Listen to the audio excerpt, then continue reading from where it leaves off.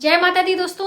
इस बार वर्ष 2024 पे होली के दिन चंद्र ग्रहण लग रहा है, तो हमें होली कैसे खेलना चाहिए, चंद्र ग्रहण का समय क्या होगा और चंद्र ग्रहण के दौरान हमें क्या करना चाहिए क्या नहीं करना चाहिए, होली के दिन कौन से पकवान हमें ज़रूर बनाने चाहिए। बहुत सारी बातें चंद्र ग्रहण से संबंधित, दान से संबंधित, होलिका के समय हमें क्या क्या विशेष चीज़ें डालनी होती हैं, बहुत सारी बातें इस वीडियो में हम आपके साथ शेयर करेंगे। साथ ही हम आपको एक छोटा सा उपाय भी बताने वाले हैं, जो कि यदि आप होलिका की अग्नि जब जल जाती है तब आप उसको करते हैं तो आपके लिए ज़्यादा हितकर होता है। दोस्तों, ज़्यादातर लोगों के ये सवाल होते हैं कि होलिका की जो पूजा की जाती है वो अग्नि प्रज्वलित होने के बाद हमें करनी है कि जब अग्नि शांत रहती है, यानी कि राख होने के बाद, या फिर पहले ही। तो देखिए, होलिका की पूजा आप कभी भी करें, होलिका दहन से पहले घर परिवार में अपने कुल परंपरा के अनुसार होलिका की पूजा की जाती है। बहुत सारे लोगों के यहाँ तो बिना होलिका की पूजा से घर में पकवान बनने शुरू ही नहीं होते हैं, ऐसी भी मान्यता है। हम लोगों के यहाँ जब तक होलिका की पूजा नहीं हो जाती तब तक घर में कोई भी पकवान हम बनाकर खाते नहीं हैं, पहले चढ़ाएंगे उसके बाद खाएंगे। ऐसा आप में से किसके यहाँ होता है, प्लीज़ हमें कमेंट ज़रूर करिएगा।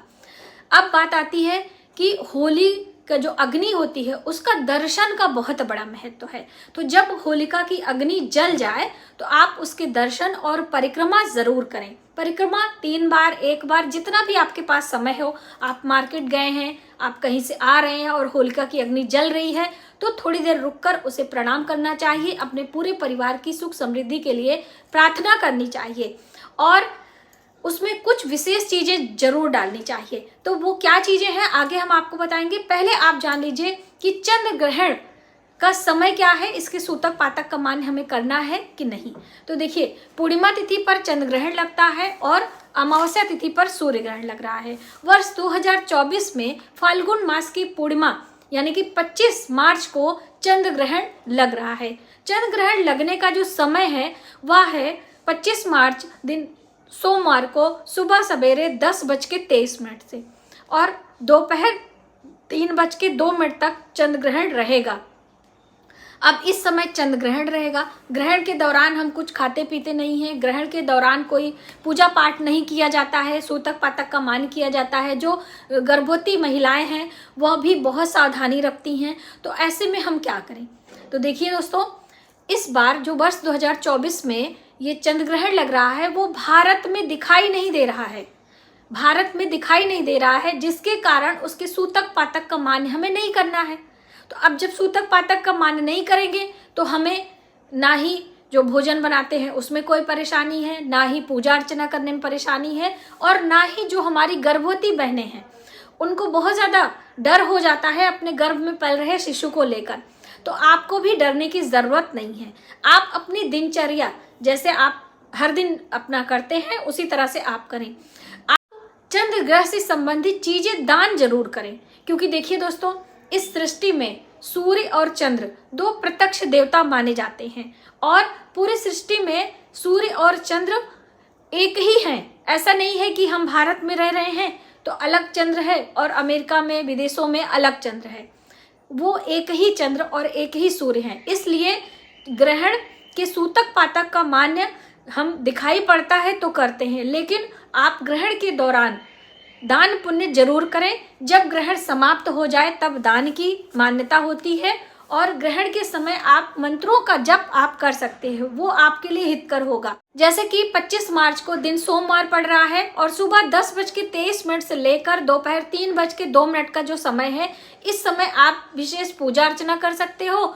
आप 3:02 के बाद कुछ दान की चीजें, जैसे चंद्र ग्रहण लग रहा है ना, पूर्णिमा तिथि है, तो चंद्र ग्रह से संबंधित चावल, चीनी, कुछ भी आप दान कर सकते हो।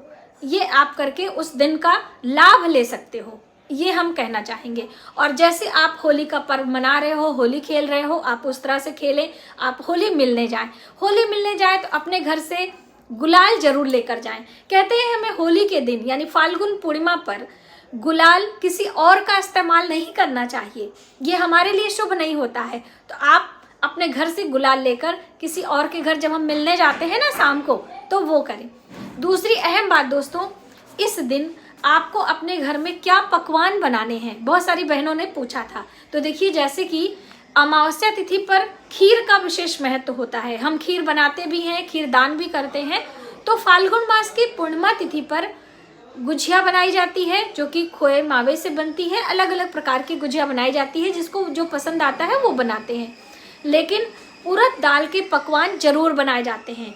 उड़द दाल के पकौड़े, मूंग दाल के पकौड़े, मुंगौरे जिसे आप कहते हैं, या फिर उड़द दाल के दही बड़े। तो ये आप बनाएं भी, और आप अपने आस पड़ोस में भी दे सकते हैं, और आप पंछियों को भी दे सकते हैं, आप दान भी कर सकते हैं। जैसे कि इस दिन चंद्र ग्रहण लग रहा है ना, तो आप ये सारी चीजें दान भी कर सकते हैं। यदि आप पंछियों को भी दान करते हैं तो भी आपके हित में। होलिका की राख का बहुत बड़ा महत्व है। तो आपके घर के आसपास में जो भी होलिका जहाँ पे जल रही है वहाँ की राख ले आएं। लेकिन राख लाने का क्या नियम होता है ये भी थोड़ा सा आपको समझना होगा।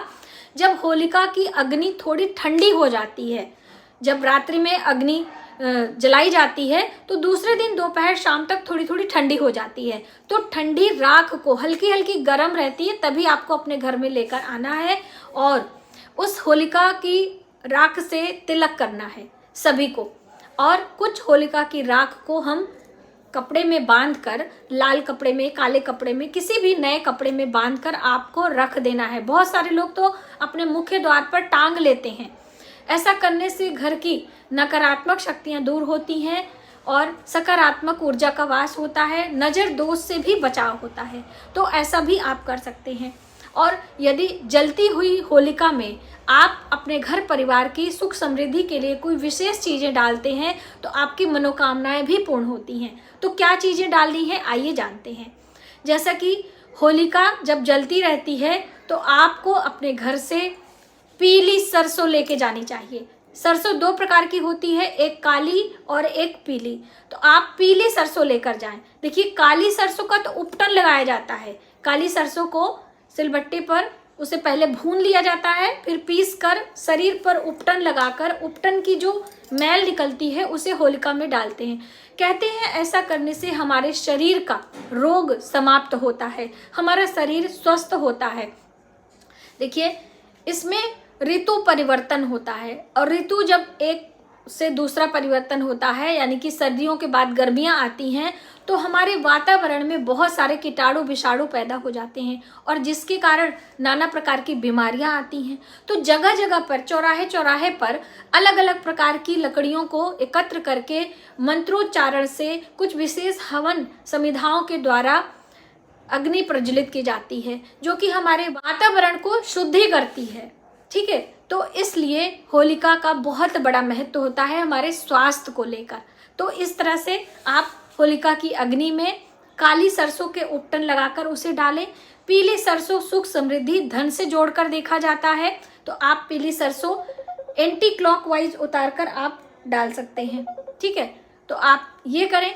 अब आप चाहते हैं कि आप कोई लंबी बीमारी से आपके घर का व्यक्ति परेशान है, तो आप काले तिल भी डाल सकते हैं। देखिए, तिल समृद्धि का भी प्रतीक होता है। माघ महीने में तिल का अलग अलग प्रकार से हम दान करते हैं। लेकिन फाल्गुन मास की पूर्णिमा तिथि जो कि 24 मार्च को मनाया जा रहा है, इसमें आपको काली सरसों का इस्तेमाल करना है। थोड़ी सी, एक मुट्ठी ले लें, थोड़ा सा, इतना सा ले लें, आप एंटी क्लॉकवाइज उतार के आपको डाल देना है। हल्दी की गांठ के बारे में भी मैंने आपको लाइव चैट में बताया था, तो कई बहनों को कन्फ्यूजन था कि कितनी हल्दी। तो देखिए, 5 हल्दी की गांठ लेनी चाहिए। कई लोगों ने पूछा था कि हल्दी की गांठ ना मिलने पर क्या हम पाउडर ले सकते हैं? तो ले सकते हैं पाउडर, लेकिन पाउडर इसलिए मना किया जाता है कि उसके साथ में मसाले की और भी चीज़ें पिसी हुई सकती हैं, मिर्ची है, धनिया है, कुछ भी। तो पाउडर हल्दी हम कोई विशेष उपाय करते हैं तो गांठ वाली हल्दी को लेकर करते हैं, तो वो हमारे लिए ज़्यादा अच्छी होती है। यदि घर की पिसी हल्दी पाउडर है तो आप ले सकते हैं। कम से कम 5 हल्दी की गांठ आपको लेनी है, और जिस भी व्यक्ति का विवाह होना है उसके सिर से एंटी क्लॉकवाइज उतार के आपको अग्नि में डाल देना है। यदि वो व्यक्ति कर सके तो ज़्यादा अच्छा है, यदि उनके माता पिता भाई बहन है तो भी आप कर सकते हैं। देखिए, परिवार का कोई भी सदस्य ये कार्य कर सकता है। घर का मुखिया अपने पूरे परिवार की सुख समृद्धि शांति के लिए होलिका दहन के समय पूजा अर्चना करते हैं तो ज़्यादा अच्छा होता है। अपने घर परिवार के कुल परंपरा के अनुसार भी की जाती है। जैसे कि हमारे मायके में महिलाएं नहीं जाती हैं होलिका दहन के समय, हमारे घर की कोई भी एक, जैसे हमारे पिताजी थाली में सभी चीज़ें लेकर, और होलिका दहन का जब समय होता था तो उस समय जाते थे और परिक्रमा करके जल वगैरह डाल के पूजा अर्चना करके और थोड़े सा जल घर में बचा के लेकर आते थे। होलिका की जो अग्नि परिक्रमा करते थे, जल का छिड़काव घर में करते थे। तो इस तरह से आप अपने कुल परंपरा के अनुसार करें। आप ये ना सोचें कि मैडम ने ये बताया है तो सेम यही करना है। उपाय जो मैंने आपको बताया है, काले तिल का, हम बात करें हरे मूंग का, हम बात करें पीली सरसों का, काले सरसों का, हल्दी का, ये अलग अलग चीज़ों के लिए हम उपाय करते हैं। तो उपाय कोई भी कर सकता है, उपाय करने में कोई प्रॉब्लम नहीं है। तो आप वर्ष 2024 में ग्रहण मान्य नहीं होगा, जो कि फाल्गुन मास की पूर्णिमा पर चंद्र ग्रहण लग रहा है, पहला क्वेश्चन। दूसरा, होलिका दहन के समय पूजा अर्चना कैसे करनी है, परिक्रमा कैसे करनी है, और होली का त्यौहार हम कैसे मनाएं। तो आज की वीडियो में बस इतना ही। यदि हमारी जानकारी आपको थोड़ी सी भी हेल्पफुल लगे तो प्लीज़ वीडियो को ज़्यादा से ज़्यादा लोगों में शेयर करें, जिससे अन्य लोगों को भी ग्रहण के बारे में पता चले और अपने घर में सुखपूर्वक होली का त्यौहार मना पाएं। मिलते हैं एक नई जानकारी के साथ नए वीडियो में। तब तक आप अपना ख्याल रखें और अपने परिवार का ख्याल रखें और खूब रंगों के साथ होली खेलें, अपने परिवार के साथ खुशियां मनाएं। जय माता दी।